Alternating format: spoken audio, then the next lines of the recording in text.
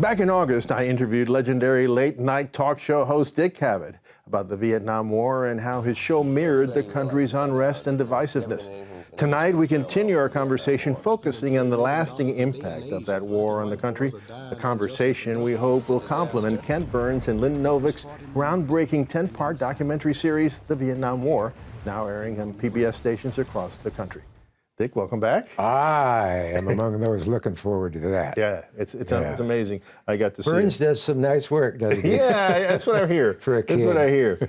So, Dick, last time you were here, we talked about your decision to include discussion of Vietnam in your entertainment show, some of the guests you had, and some of the difficulties involved. Well, you know, one thing you said last time you were with us was that, you know, you slowly began to realize that this was wrong, and the reason it took you some time is because you trusted the leaders. You thought the leaders, they know what they're doing. Of course, they wouldn't be involving us in a crazy war if it wasn't necessary. I wonder if that's the biggest change, that afterwards, after Vietnam, everybody doubted their leaders, whether they were telling the truth or not.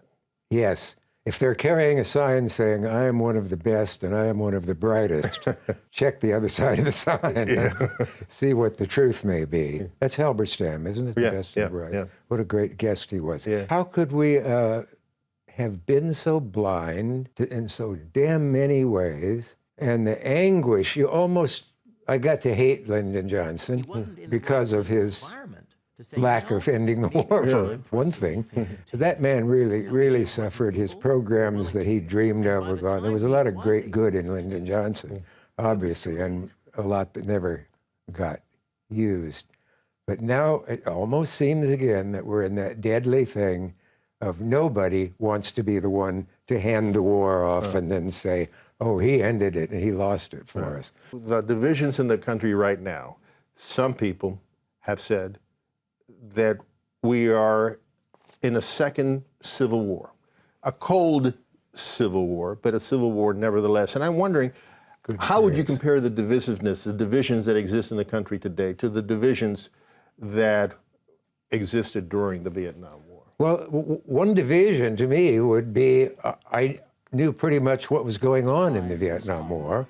We got the news, we saw it all. A woman I know was very young at the time and just at high school and then started college. And she said, what I remember is when we got our local paper, every headline, before you got all the way over to see the print of it, the words, had a 3-figure number in it. 125, 142, killed today, 178, killed today. Daily. And of course, somebody always says, one of them might have had a cure for cancer. And so on. But aside from that melodrama, and now I feel only a little ashamed to say, what are we doing in Afghanistan? In fact, what are we getting? What are our victories over there? The people down the street, walking on the street now, some of whom talked to Vietnam at that time, nobody comes up and talks to you about Afghanistan. No. You don't bring it up at a party. Right. You can go through whole dinners, and we have personnel being killed, and lives ruined, and mothers' hearts broken, and all that stuff. But talk about that.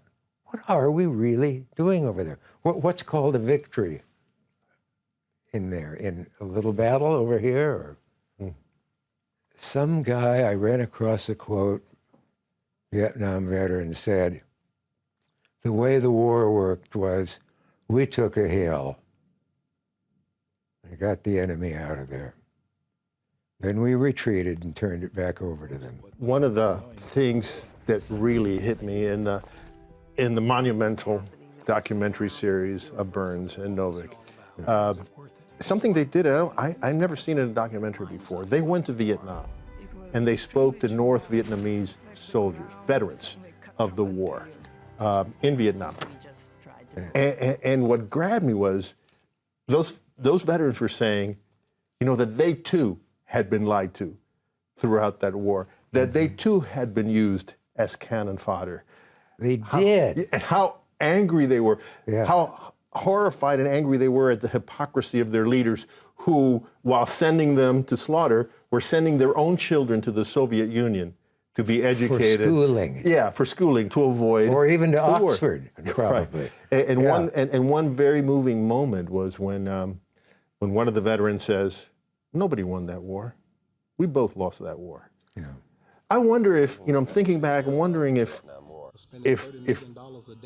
we had known those things, the real experiences that the North Vietnamese and the Viet Cong were going through, would we have, those of us who protested the war, we have seen it differently? Should we have seen it differently? I guess I don't know how we'd have had an opportunity to know them, but it really would be valuable to know. My God, they have the same damn complaints in their ways that we do.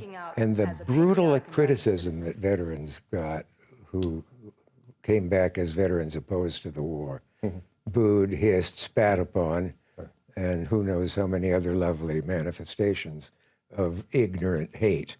But the damage to our image of being invincible was catastrophic.